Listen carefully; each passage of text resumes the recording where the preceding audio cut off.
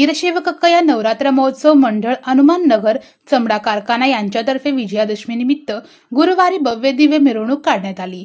श्री देवी मातेस फुलांची आकर्षक आरास करण्यात आली होती। मंडळाचे लेझिम पथक लक्षवेधी ठरले।